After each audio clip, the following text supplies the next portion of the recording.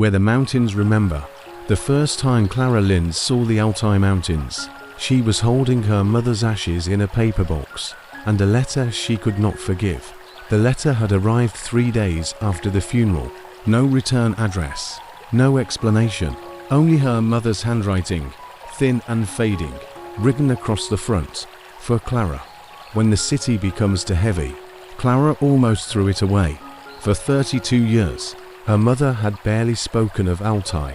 She had spoken of bills, work, weather, doctor appointments, rice left on the stove, and the importance of never trusting a quiet man with clean shoes.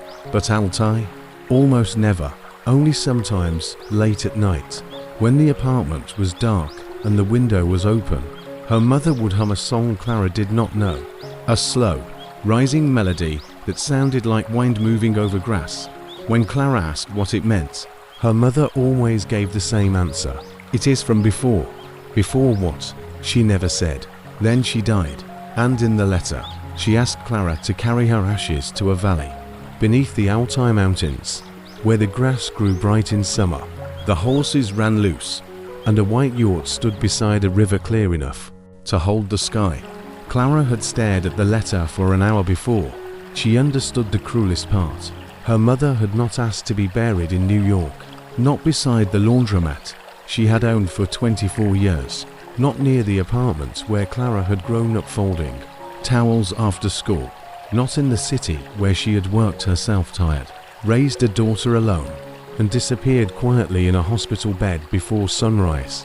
She wanted to go home, a home Clara had never seen. So Clara flew across the world with her mother's ashes in her carry-on, a suitcase full of black clothes, and a heart so bitter she could barely breathe around it. By the time she reached the grasslands, she had stopped crying. Grief had hardened inside her. It had become something sharper. The driver who took her from the town to the valley was a middle-aged man named Timur, with kind eyes and a habit of speaking to the road as if it were an old friend. He drove an old van that smelled faintly of leather, dust and apples. For 3 hours, Clara watched the world widen. The buildings disappeared first, then the roads thinned, then the sky grew so large it made her feel exposed. Greenland rolled toward white mountains. Clouds drifted over the peaks like slow animals. Horses moved across the grass in dark, graceful lines. White yachts stood in the distance, small and bright beneath the blue. It was beautiful. That made Clara angry. She had expected her mother's secret homeland to be sad, desolate, empty, a place that explained abandonment. Instead, Altay opened before her like a world that had been waiting patiently, with no interest in apologizing. Timur glanced at her through the mirror. First time here? Yes. Family. My mother. He nodded gently, as if that explained everything. Many people leave, he said, but not everyone stops belonging. Clara looked out the window. I don't belong here. Timur did not argue. He only smiled. Altay is patient. The van climbed a dirt road between hills. The air grew colder. Wind moved through the grass in long silver waves. At last, Timur stopped near a cluster of yachts at the edge of a wide meadow. Beyond them, the mountains rose white and enormous, their snowy peaks bright beneath the afternoon sun. A small river cut through the valley. 3 horses grazed nearby. Smoke lifted from a stovepipe, and in front of the nearest yacht stood an old woman in a blue coat, holding a wooden bowl. She was small, straight-backed, and sun-browned, with silver hair braided beneath a scarf. When Clara stepped out of the van, the woman looked at her for a long time. Then her face changed, not with surprise, with recognition. You have May's eyes, she said in English. Clara froze. Mei. Her mother's name. No one had said it that softly in years. You knew my mother. The old woman walked toward her. I knew her before she became your mother. That sentence landed hard. Clara looked down at the paper box in her arms. The old woman saw it. Her expression softened. She came back, she whispered. Clara's throat tightened. No, I brought her. The old woman nodded. Sometimes that is the same thing. Clara wanted to dislike her. She wanted distance, clear answers, a schedule. a place to put the ashes and leave. Instead, the woman reached out and placed one weathered hand over the box. "My name is Aigul," she said. "Your mother was my sister in every way except blood." Clara stared at her. "My mother never mentioned you." Aigul's hand remained on the box. "That does not mean she forgot." The anger rose again, hot and sudden. "She forgot to tell me an entire life." Aigul looked at her gently. "Yes, no defense, no excuse, just yes." That made Clara look away first. Timur carried her suitcase to the yacht. Then he drove off, leaving behind a low cloud of dust and the sound of his engine fading into the valley. Clara suddenly felt very small. Aigul led her inside. The yacht was warm and simple. Woven rugs covered the floor. A low table stood at the center. Sunlight entered through the round opening above, falling in a bright circle over cups, bread, dried fruit, and a kettle of tea. On one wall hung an old photograph. Clara stepped closer. Two girls stood in a meadow, arms around each other's shoulders, laughing into the wind. One was Aigul, young and bright-eyed. The other was Clara's mother, Altay Lin, but not the mother Clara knew. Not the tired woman in pharmacy glasses who counted quarters at the laundromat counter. Not the woman who wore grey sweaters, practical shoes, and silence like armor. This girl had dark hair whipping across her face. Her eyes were alive. Her mouth was open in laughter. A horse stood behind her. The mountains rose beyond. Clara stared at the photograph until her chest hurt. "I've never seen her like that," she said. Aigul poured tea. "She was always like that here." Clara turned. "Then why did she leave?" Aigul's hand paused above the cup. Outside, a horse snorted softly. "She left because she thought love required sacrifice." Many people confused the two. Clara sat across from her. "I need to know the truth." "You will." "When?" "When you can hear it without using it as a knife." Clara almost laughed. "That sounds convenient." "It is not convenient. It is kind. I didn't come here for kindness." "No," Aigul said. "You came because a dead woman asked you to cross the world." "That is rarely simple." Clara had no answer. She drank the tea because it gave her something to do. It was strong, salty, warm, and unfamiliar. She did not like it at first. Then she took another sip. That evening, Aigul showed her where she would sleep. A narrow bed lined with thick blankets stood near the edge of the yacht. Clara placed her suitcase beside it and tucked the box of ashes carefully beneath her coat. She did not unpack. She planned to scatter the ashes in the morning and leave by noon. But Altay did not follow her plan. That night, the wind rose. It moved over the grass and pressed against the yacht, walls like a living thing. The horses shifted outside. Somewhere in the dark, a dog barked. Clara lay awake, staring at the curved ceiling, listening to the valley breathe. In New York, silence was never truly silent. There were sirens, elevators, pipes, footsteps, music through walls, traffic murmuring even after midnight. Here, silence had depth. It made room for things Clara had avoided. Her mother's last breath, the unopened questions, the years of small resentments, the way MEI never came to school concerts because work ran late, the way she never cried after Clara's father left, the way she kept every pain folded inside herself until Clara learned to do the same. Near dawn, Clara finally slept. She dreamed of a young girl riding a black horse across the grass, laughing as if the whole world belonged to her. When Clara woke, the sky was pale blue and Aigul was gone. A note sat on the table. "Come to the river when you are ready." Clara found her outside, standing beside the water with a horse. The horse was chestnut, with a white mark between its eyes and a calm, intelligent face. "This is Suri," Aigul said. Clara stopped several steps away. "I don't ride." "Good. Then today you will only meet. I'm not really an animal person. Suri is not asking you to become one." The horse lowered its head and breathed softly through its nose. Clara stood stiffly. Aigul smiled. "Horses know when someone is pretending not to be afraid." "I'm not afraid." Suri sneezed. Aigul laughed. Clara almost smiled, then caught herself. "I came here to scatter my mother's ashes." "Yes, so can we do that?" Aigul looked toward the mountains. Not today. Clara's patience snapped. Why not? Because this valley was not a hotel room to your mother. You cannot check in, empty her into the wind, and leave before noon. Clara's face burned. She left me a letter. I followed it. That should be enough. For you, maybe. Aigul's voice remained calm, but not for her. Clara held the box tighter. She's dead. Yes, Aigul said. And still, she brought you here. The words hit too close. Clara looked away. The river moved clear and bright over stones.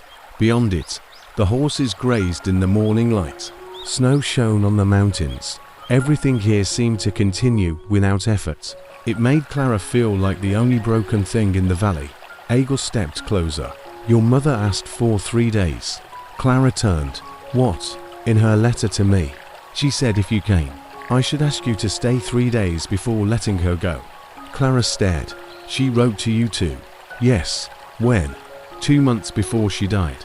Clara felt something inside her twist. 2 months before she died. MEI had still been telling Clara the cough was nothing. 2 months before she died. Clara had still believed they had time to talk later. What did she say? Aigul looked at her for a long moment, enough to know she loved you badly sometimes, but completely. Clara's eyes stung. She hated that sentence. Loved you badly. It was too accurate to reject. For most of the morning, Clara refused to speak. Aigul did not seem offended. She moved through her chores with quiet rhythm, feeding horses, boiling water, cutting bread, checking ropes, folding blankets. The valley moved with her. People from the neighboring yurts came and went. A boy delivered milk. A man repaired a saddle. 2 little girls chased each other through the grass until their grandmother called them back. Everyone seemed to know who Clara was. Everyone looked at her with gentle curiosity that annoyed her too. By afternoon, Aigul handed Clara a bundle of folded cloth. What's this? Your mother's. Clara did not take it. Aigul placed it on the table and unfolded it. Inside was a red scarf, faded but carefully kept. Clara recognized it immediately, not because she had seen it before, because it was in the photograph. Young MEI had worn it around her neck, bright against the green valley. She left it here. Clara asked. No, she sent it back. Why? Because memory can become too heavy in a small apartment. Clara touched the scarf. The fabric was soft from age. Aigul sat beside her. Your mother grew up moving between towns. Her father traded horses. Her mother sewed. They came through this valley every summer. MEI hated sitting still. She wanted to ride farther than anyone, climb higher than anyone, cross every ridge, just to see what waited on the other side. Clara listened despite herself. When she was 17, she wanted to become a singer. Her voice could make people stop what they were doing. Even the horses listened. My mother sang. Aigul smiled softly. She sang before grief taught her to save her breath. Clara looked down. What happened? Aigul folded her hands. She fell in love with a man who promised America, like it was a sunrise. My father. Yes. Clara's jaw tightened. He left us when I was 6. I know. So she gave up everything for him. No, Aigul said. She gave up everything for hope. He was only wearing its face. The words settled into the room. Outside, wind moved over the grass. Aigul continued. When MEI became pregnant, she was afraid. Your father wanted to keep moving. New cities, new work, new promises. But MEI wanted you to have a place to stand. So she stayed. Then he left. And by then, shame had grown around her like winter ice. Shame. She thought returning meant admitting she had failed. Clara swallowed. She could have brought me here. Yes. Why didn't she? Aigul looked at her with kind, tired eyes. Because some people stay lost, so their children can believe they are safe. Clara stood abruptly. I don't want excuses for her. Then do not take them as excuses. Take them as weather. Weather explains the storm. It does not undo the damage. Clara walked out of the yacht before the tears could rise. She did not know where she was going. Across the grass, past the horses, toward the slope where the land lifted gently toward the mountains. The air was thin and bright. Every step felt like walking through a memory that was not hers. She reached a low ridge and stopped. Below her, the valley opened wide. The yurts looked small against the land. The river flashed like a silver thread. Aigul stood far below, watching but not following. For the first time since her mother died, Clara whispered the words she had not allowed herself to say. "Why didn't you tell me?" The mountains did not answer, but the wind moved around her, and in it, faintly, she imagined a song, slow, rising, the same melody her mother used to hum through the apartment window at night. Clara pressed both hands to her face. The second day, Aigul woke her before sunrise. "Wear something warm," she said. "Why?" "We're going to find the sky." Clara was too tired to argue properly. Outside, the air was cold enough to sting. The eastern horizon glowed pale gold. Horses stood saddled near the yurts. Clara stepped back. "I told you I don't ride. And I believed you." Aigul pointed to a small cart hitched behind Suri. "You will sit. Suri will do the work. She is less dramatic than you." Clara gave her a flat look. Aigul smiled and climbed onto her own horse with surprising ease. They moved slowly across the grass as the sun rose behind them. The cart creaked. The horses' hooves made soft sounds against the earth. Birds lifted from the meadow. For a while, Clara said nothing. Then she asked, "Did my mother really want to be a singer?" "She was a singer." "That's not the same thing." "It is to me." They followed the river upstream, past clusters of wildflowers and stones warmed by light. The mountains drew closer, not as a picture now, but as presence. Aigul led them to a meadow where hundreds of small, blue flowers grew between patches of snow. There, she stopped. Clara climbed carefully from the cart. "What is this place?" "Your mother's favorite." The meadow sat beneath the mountains, open to the wind. A stream ran along one edge. Above, the sky seemed impossibly near. Aigul reached into her coat and took out an old cassette tape. Clara stared. "What is that?" May's voice. Clara stopped breathing. Aigul pulled a small recorder from her saddlebag. "It is old. It does not always behave, like most precious things." She pressed play. At first, there was only static, then wind, then laughter, young voices, and then a song. Clara knew it at once.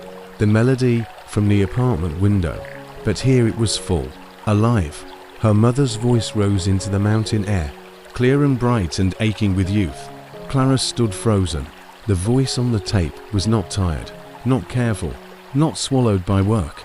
It moved like sunlight over snow. It belonged to a girl who still believed the world would open kindly. Clara covered her mouth.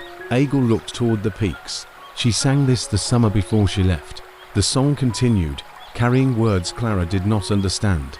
But grief understands tone. So does love. By the time the tape clicked off, Clara was crying. Not angrily this time, not neatly. She cried for the mother she had known, and for the girl she had never been allowed to meet. Aigul did not touch her.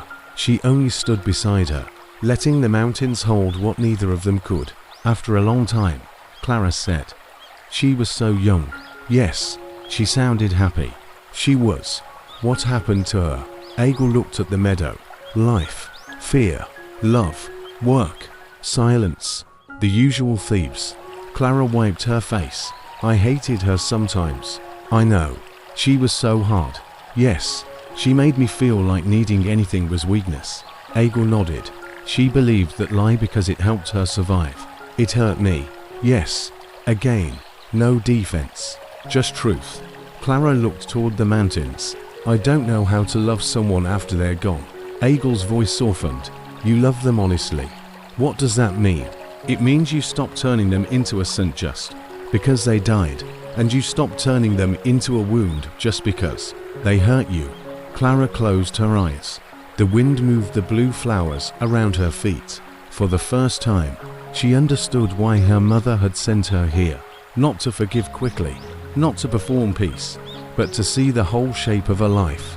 That night, people gathered outside Aigul's yurt. Someone lit a small fire. Someone brought bread. Someone played a two-stringed instrument Clara did not know. The children sat close to the flames. The horses stood dark against the moonlit grass. The mountains glowed faintly beneath the stars. Aigul gave Clara the red scarf. Wear it. Clara hesitated. Then she wrapped it around her neck. The fabric smelled faintly of smoke and cedar. An old man began telling stories in a language Clara could not follow. People laughed at the right moments. Clara smiled when they smiled, though she understood nothing. Then Aigul spoke to the group. Everyone grew quiet. Clara heard her mother's name, Mei. Several faces softened. An older woman wiped her eyes. A young man she had never met placed a hand over his heart. Clara realized, with a strange ache, that her mother had not vanished from this place.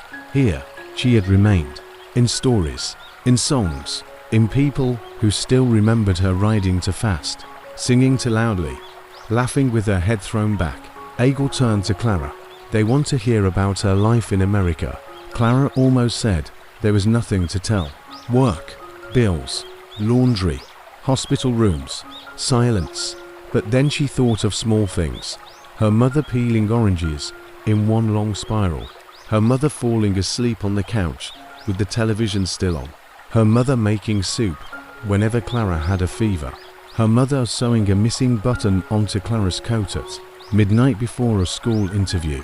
Her mother standing in the laundromat doorway during a snowstorm, waiting until every customer had left safely. Her mother humming when she thought Clara was asleep. So Clara told them, not perfectly, not dramatically, but honestly. Aigul translated. The people listened. Some smiled, some nodded, some looked toward the fire as if watching May's life pass through the smoke. When Clara finished, the old man with the instrument began to play. The melody was her mother's song. This time, the whole group sang, softly at first, then stronger. Clara did not know the words, but after a while, she hummed the tune. Aigul heard her and smiled. The third morning came clear and cold. Clara woke before Aigul. She stepped outside with the paper box in her arms. The valley was washed in early light. The horses grazed quietly. Smoke rose from the neighboring yurts. The mountains stood white and watchful. For the first time since arriving, Clara did not want to leave. That frightened her. She had built her life around movement, degrees, jobs, rent, deadlines, a calendar full enough to hide inside. She had thought stillness would destroy her. But here, stillness did not feel empty. It felt like a door left open. Aigul joined her at the river. Together, they walked to the meadow beneath the mountains. Clara carried the ashes. Aigul carried the red scarf and the old tape recorder. When they reached the blue flowers, Clara knelt. Her hands shook as she opened the box. For a moment, she was back in the hospital. The machines, the pale curtains, her mother's hand, smaller than it should have been. The last words Mei had said to her, "Do not become too strong, Clara." At the time, Clara had not understood. She had almost been angry. Strength was the only inheritance Mei had given her. Now, standing beneath the Altay sky, Clara finally understood. Her mother had not meant strength was wrong. She meant strength without softness becomes a cage. Aigul pressed play. May's young voice rose again into the meadow. Clara closed her eyes. Then she released the ashes into the wind. They lifted softly, not like an ending, like dust becoming light. Some drifted toward the river. Some touched the flowers. Some vanished into the open air, moving toward the mountains as if they had always known the way. Clara whispered, "You should have told me." The wind moved. She swallowed. "You should have brought me here." The song played on. Her tears fell. "And I wish I had asked better questions." Aigul stood beside her. Clara held the empty box to her chest. "I don't know if I forgive you yet." Aigul nodded. "That is all right. But I think I want to know you." The song ended. The valley became quiet. Then Suri, grazing nearby, lifted her head and gave a soft, low sound. Clara laughed through tears. It was the first honest laugh she had heard from herself in months. She stayed longer than 3 days. At first, she told herself it was because the return flight was inconvenient, then because Aigul needed help, then because Timur could not drive her until the weekend. All eyes, but gentle ones. The truth was simpler. Clara stayed because Altay had begun changing the rhythm of her breathing. She learned to make tea without grimacing. She learned to mend a rope badly.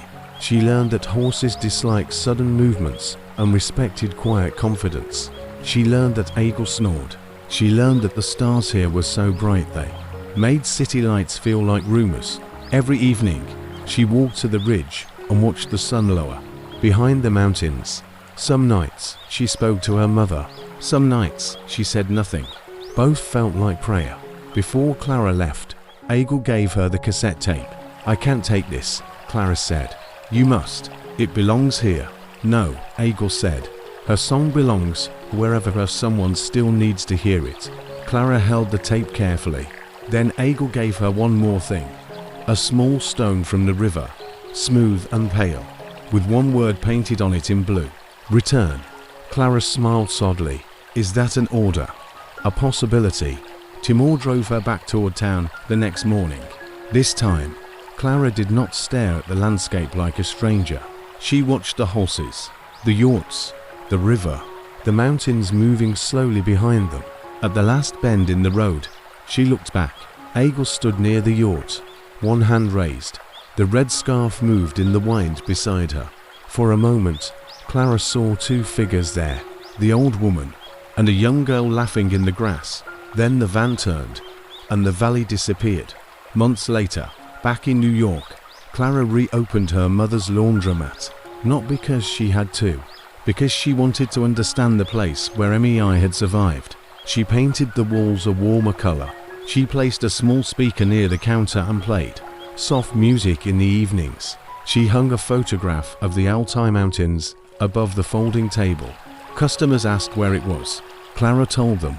Sometimes, when the laundromat was quiet and rain moved against the windows, she played her mother's cassette. The old recorder hissed. The young voice rose. People looked up from their machines without knowing why. An elderly man once closed his eyes and cried. A little girl asked if the singer was famous. Clara smiled. To someone, she said. Years passed. Clara returned to Altay every summer, at first alone, then with friends. Then, one year, with her own daughter, MEI Anna, who ran through the grass with wild black hair and fearless knees. Aigul was older then, slower, but still sharp enough to frighten dishonest people and stubborn horses. She watched the little girl chase butterflies near the river. She has your mother's laugh, she said. Clara looked at her daughter. The mountains stood beyond them. The grass moved like water. For a moment, Clara felt grief and love sitting together in the same place, neither trying to defeat the other. I used to think my mother kept Altay from me, Clara said. Aigul looked at her. And now? Clara smiled softly. Now I think she saved it for me until I was ready. That evening, as the sun fell behind the peaks, Clara's daughter asked about the red scarf. Clara wrapped it gently around the girl's shoulders and told her the story. Not the simple version, not the clean version, the real one. A young girl who sang to mountains, a woman who crossed the world for a hope, a mother who worked hard and loved imperfectly, a daughter who arrived angry, a valley that waited, and a song that found its way home. When the story ended, the child looked toward the mountains. Was Grandma happy here? Clara took a long breath. Yes, she said. And sad, and brave, and afraid. People are usually many things at once. The little girl considered this. Then she nodded, as if it made perfect sense.